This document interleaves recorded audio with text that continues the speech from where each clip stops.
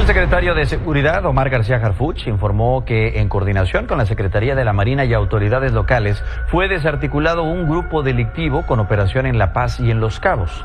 La sangre aún goteaba del pavimento cuando las sirenas desgarraron el silencio de la noche en La Paz. Un agente ministerial, con el rostro destrozado por un disparo a quemarropa, yacía en un callejón estrecho, su placa brillando bajo la luz mortecina de un farol. No era un enfrentamiento cualquiera. Era una declaración.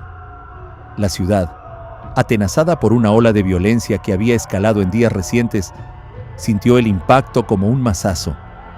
Los responsables no se escondían. Operaban con descaro, dejando cuerpos como advertencias talladas en carne. En el centro de esta tormenta, un hombre, el fiscal Aarón Salazar, observaba la escena desde la penumbra, su aliento contenido mientras los peritos levantaban casquillos. No era la primera vez que veía un cuerpo, pero algo en la brutalidad de este acto le erizó la piel. Esto no era solo un ajuste de cuentas, era el inicio de una guerra que amenazaba con devorar Baja California Sur. Salazar, un hombre de 42 años con cicatrices que contaban más historias que su expediente, había jurado desmantelar la red que asfixiaba la región. Los Mayos, una facción criminal con raíces profundas en el noroeste, habían convertido La Paz y Los Cabos en un tablero de ajedrez sangriento. Su líder local, Marcos Iván, alias El Marquitos, no era un simple operador, era un estratega que movía piezas con precisión quirúrgica, desde cargamentos de polvo blanco hasta eliminaciones selectivas. Pero esta vez, el fiscal tenía algo que El Marquitos no esperaba: una pista.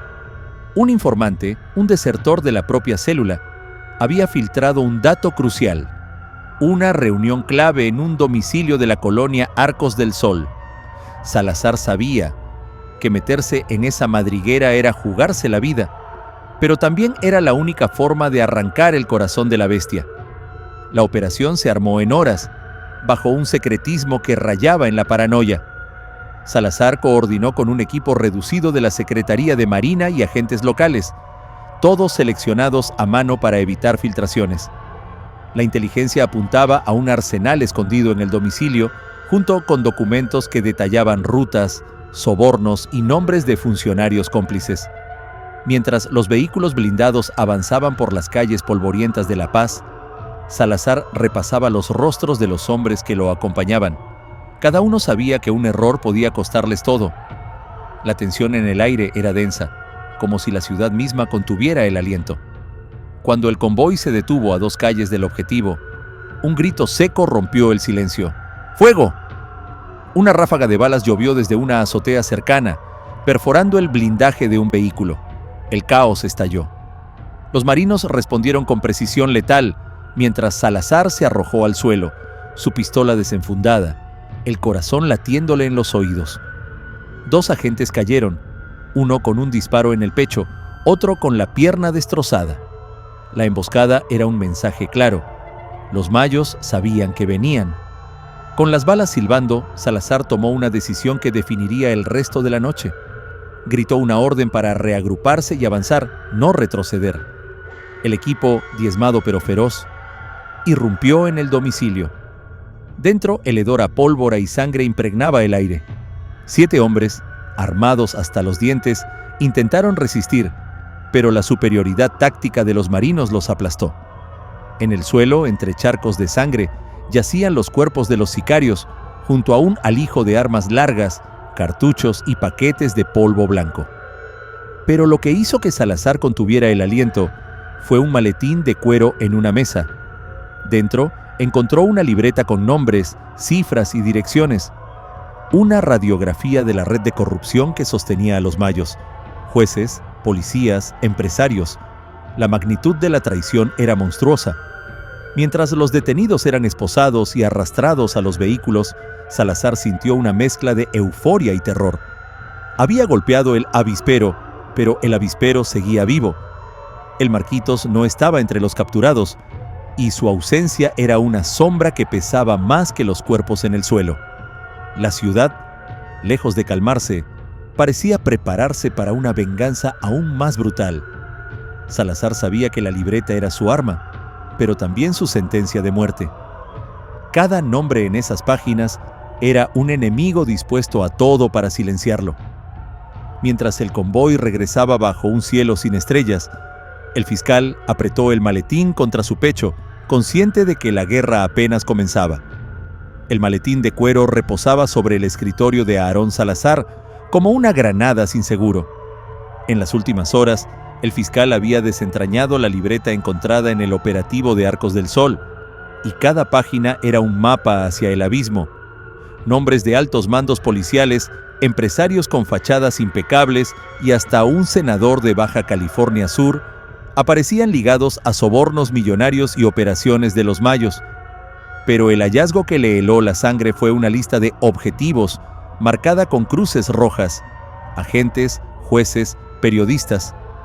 Su propio nombre estaba allí, garabateado con tinta fresca.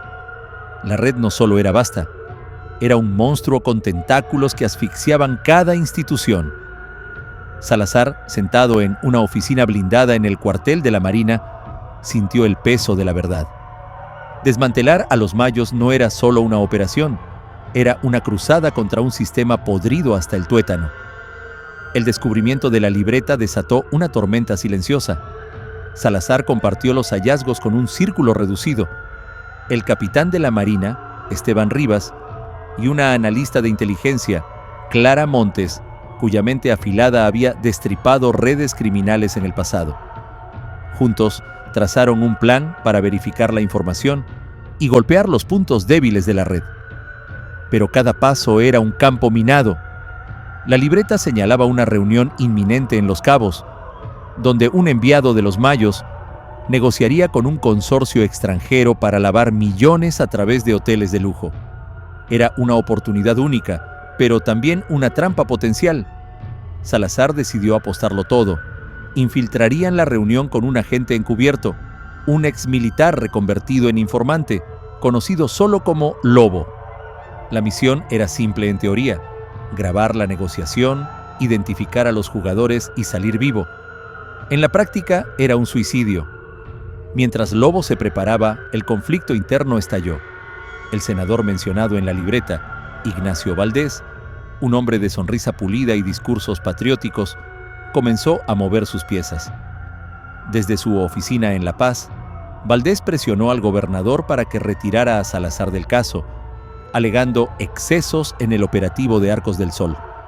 En una reunión a puertas cerradas, el senador acusó al fiscal de fabricar pruebas y poner en riesgo la inversión extranjera en Los Cabos. Salazar, convocado a defenderse, enfrentó una sala llena de rostros hostiles: burócratas temerosos, policías comprados, empresarios con las manos sucias. «Estás solo, Aarón», le susurró un colega antes de que entrara. Pero Salazar no se doblegó. Con la libreta como su escudo, expuso los nombres y las cifras, desafiando a Valdés a desmentirlo. El senador palideció, pero su contraataque fue inmediato. Filtró a la prensa que Salazar era un fanático obsesionado con venganzas personales. La opinión pública, manipulada, comenzó a volverse en su contra. La escalada no se detuvo ahí. La reunión en Los Cabos, vigilada por Lobo, reveló una red financiera que cruzaba fronteras. Los Mayos no solo lavaban dinero, financiaban operaciones en Centroamérica y sobornaban a funcionarios en Estados Unidos. Un empresario holandés, Pieter van der Beek, era la clave. Su consorcio, disfrazado de filantropía, canalizaba millones hacia cuentas offshore.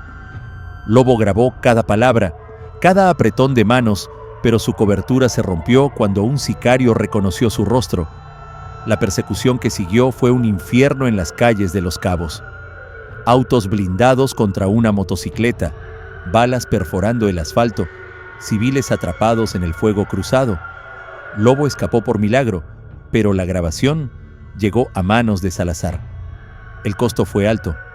2 marinos que lo escoltaban cayeron en una emboscada, sus cuerpos abandonados en una playa como trofeos macabros. Salazar, ahora un paria en su propia tierra, enfrentó una realidad brutal.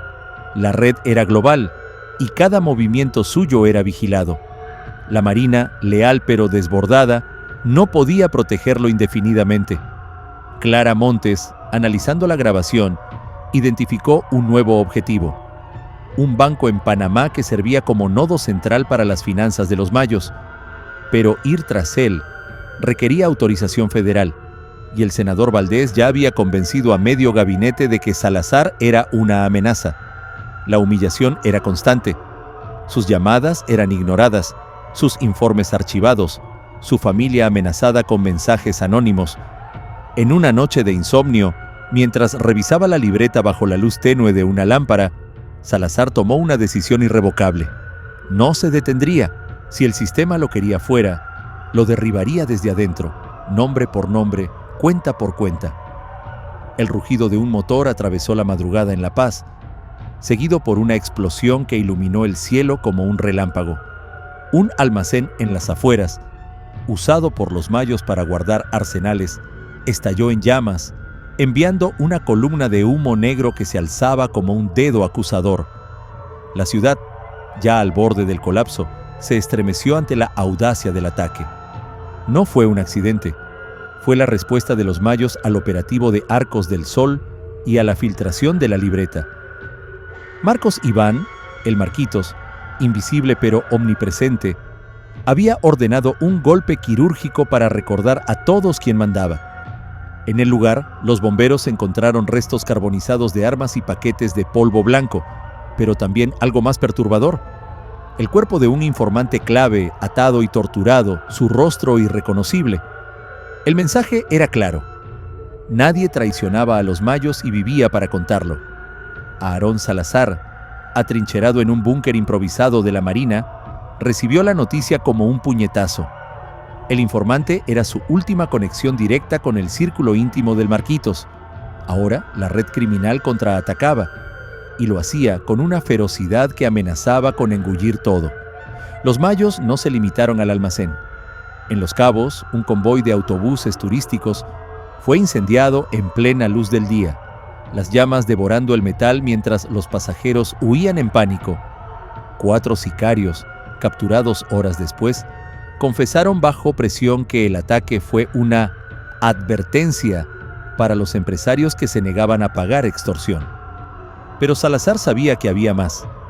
Era una cortina de humo para desviar recursos mientras la red reorganizaba sus finanzas. La grabación de Lobo, aunque incompleta, había expuesto al empresario holandés Pieter van der Beek y su banco en Panamá. Los mayos, anticipando el golpe, movieron millones a cuentas en las Caimán, protegidas por un laberinto de empresas fantasma. Salazar, con la libreta como su brújula, entendió que el tiempo se agotaba. Si no actuaba ahora, la red se regeneraría, más fuerte y más letal. El fiscal, convertido en un lobo solitario, reunió a su equipo en secreto. Clara Montes, la analista que descifraba patrones donde otros veían caos, y el capitán Esteban Rivas, cuya lealtad era una de las pocas anclas que le quedaban. Juntos, diseñaron un contraataque imposible: golpear el banco en Panamá, no con balas, sino con inteligencia. Clara, usando canales clandestinos, contactó a un hacker conocido como Espectro, un genio de las sombras que había derribado sistemas bancarios en el pasado. La misión era infiltrarse en los servidores del banco y rastrear las transferencias de los mayos antes de que el dinero se esfumara. Pero el plan tenía un costo. Espectro exigía inmunidad total y Salazar no tenía autoridad para prometerla. Con el senador Valdés bloqueando cada movimiento desde el Congreso, el fiscal tomó una decisión que cruzaba todas las líneas. Falsificó un documento oficial, garantizando la inmunidad a cambio del hackeo. Era un riesgo que podía costarle la carrera o la vida. Mientras Espectro trabajaba, los mayos intensificaron su ofensiva. En La Paz, un juez que había autorizado cateos contra la red apareció colgado en su propia casa, con un mensaje clavado en el pecho: por traidor. La prensa, manipulada por Valdés, culpó a Salazar acusándolo de provocar una guerra innecesaria. La humillación era insoportable. Sus colegas lo evitaban. Su rostro aparecía en titulares como el de un criminal, y su esposa, bajo protección en otra ciudad, le suplicó que abandonara. Pero Salazar no podía detenerse. Cada nombre en la libreta, cada cuenta bancaria, era una pieza de un rompecabezas que debía completar. Cuando Espectro entregó los primeros resultados, el panorama fue devastador. Los mayos no solo lavaban dinero, financiaban campañas políticas en 3 países, incluida la del senador Valdés. La red era un cáncer que corrompía todo lo que tocaba. El contraataque de Salazar tomó forma en 2 frentes. En Panamá, Clara coordinó con un contacto en la unidad de análisis financiero para congelar las cuentas identificadas por Espectro, un movimiento que dejó a los mayos sin liquidez por primera vez en años. En México, Salazar filtró fragmentos de la libreta a un periodista independiente, Diego Vargas, cuya pluma era tan temida como un arma. Vargas publicó un reportaje explosivo que nombraba a Valdés y a sus aliados, desencadenando una tormenta mediática, pero el triunfo fue efímero. Los mayos respondieron con una masacre en un mercado de La Paz. 12 civiles, incluyendo niños, cayeron bajo ráfagas de fusiles automáticos. Los sicarios dejaron un cartel: Salazar paga con sangre. El fiscal, al ver los cuerpos alineados en la morgue, sintió que el suelo se abría bajo sus pies. Su estrategia estaba funcionando, pero el costo era un horror que no había previsto. Con Valdés exigiendo su cabeza y los mayos desatando el infierno, Salazar supo que el clímax se acercaba y no todos saldrían vivos. La ciudad de La Paz se había convertido en un campo de batalla invisible, donde cada sombra ocultaba una amenaza y cada decisión pesaba como una sentencia. Aarón Salazar, con los ojos inyectados de sangre tras noches sin dormir, sabía que el cerco se cerraba. La libreta, su arma más letal, había desatado un huracán.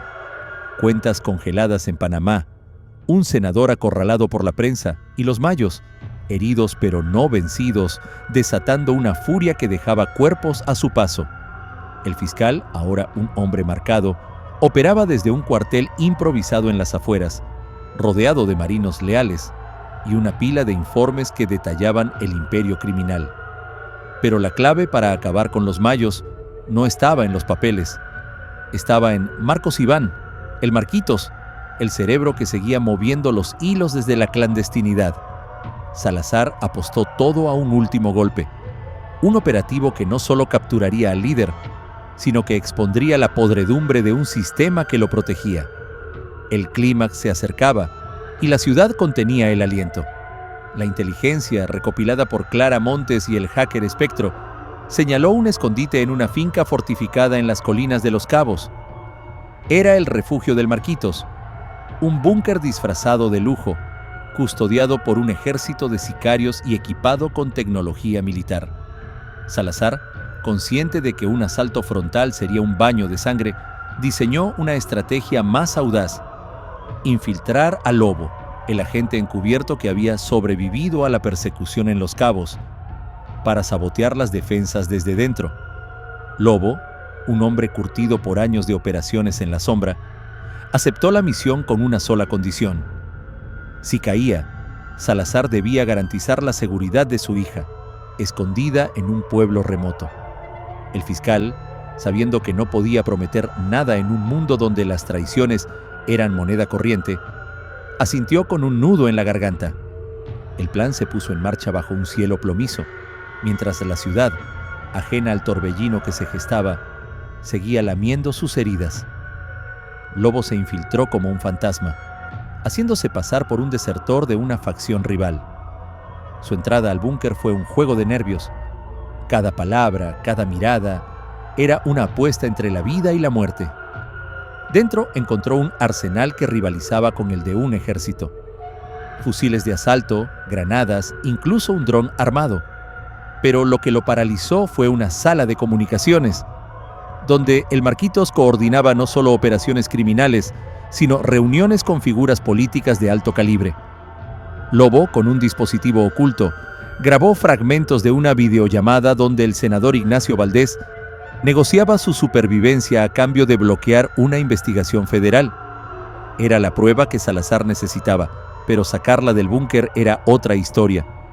Cuando un sicario sospechó de Lobo, la fachada se derrumbó.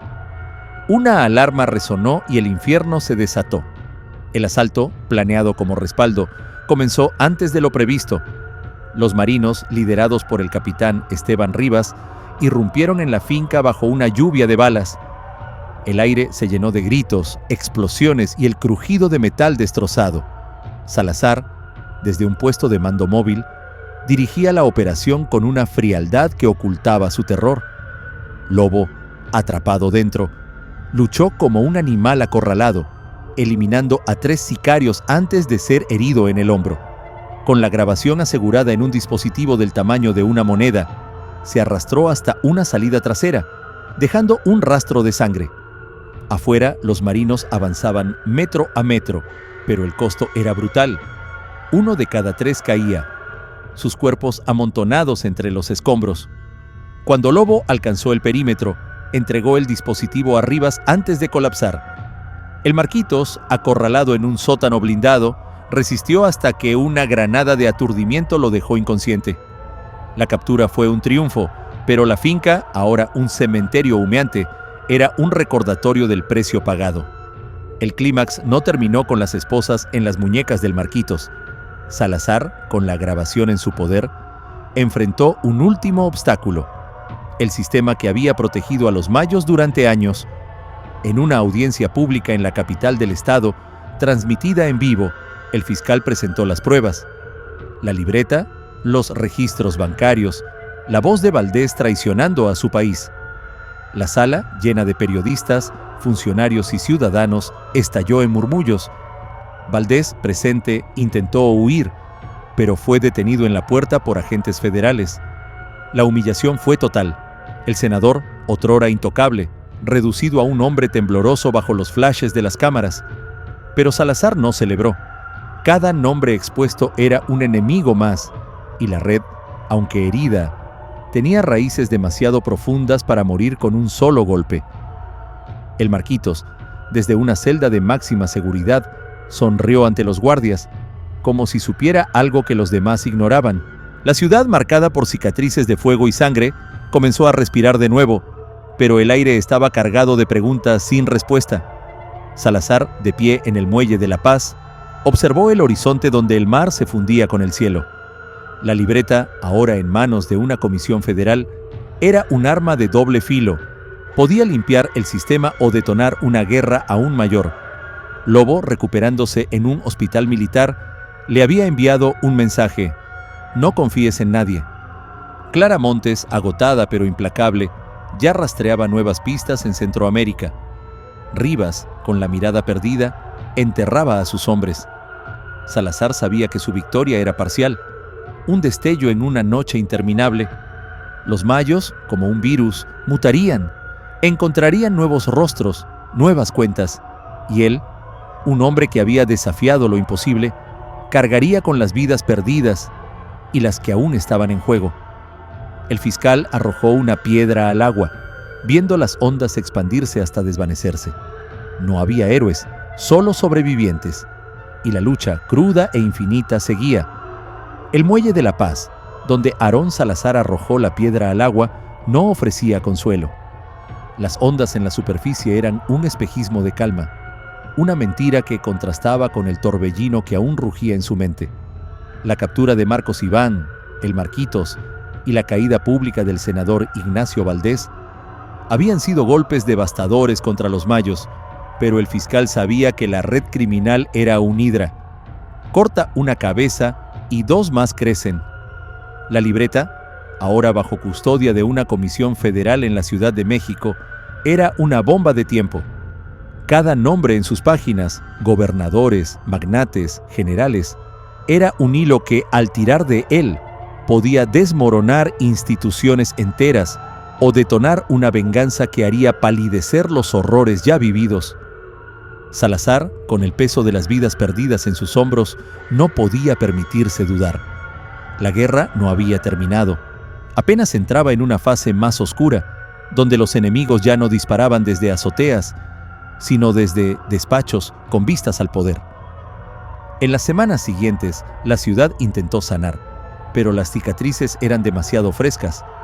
Los mercados, antes vibrantes, operaban a media capacidad, con vendedores mirando por encima del hombro. Los turistas, vitales para los cabos, evitaban las playas donde aún resonaban ecos de balas. Salazar, relegado a un papel de asesor por órdenes superiores, fue confinado a una oficina sin ventanas en el cuartel de la Marina. Era una humillación deliberada, un mensaje de los intocables que aún protegían a los mayos. Has ido demasiado lejos. Pero el fiscal no era hombre de rendirse. Desde su exilio burocrático, coordinaba en secreto con Clara Montes, quien, desde un apartamento clandestino en Tijuana, seguía desentrañando las finanzas de la red. El hacker Espectro, ahora un aliado incómodo, proporcionaba datos frescos, aunque su lealtad era tan frágil como el código que manipulaba. Juntos, descubrieron un nuevo nodo. Una naviera en Mazatlán que movía contenedores llenos de polvo blanco disfrazados de carga legal, con la complicidad de aduanas y un sindicato portuario. El hallazgo era una grieta en la armadura de los mayos, pero explotarla requería un nuevo enfoque.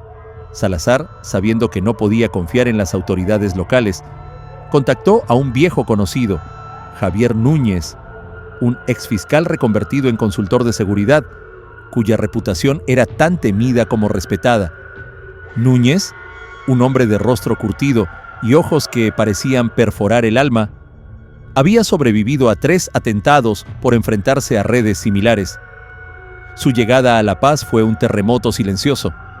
En una reunión clandestina en un motel de mala muerte, Núñez escuchó el plan de Salazar: infiltrar la naviera, sabotear un cargamento clave y rastrear el dinero hasta su destino final, una red de casinos en Macao. Pero Núñez no era un idealista.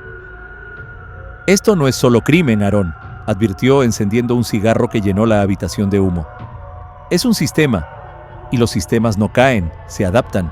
Si sigues, no solo te eliminarán a ti, borrarán a todos los que amas». Las palabras de Núñez eran un eco de las amenazas que Salazar recibía a diario. Mensajes anónimos, fotos de su familia tomadas desde lejos, incluso un paquete con un dedo humano envuelto en papel.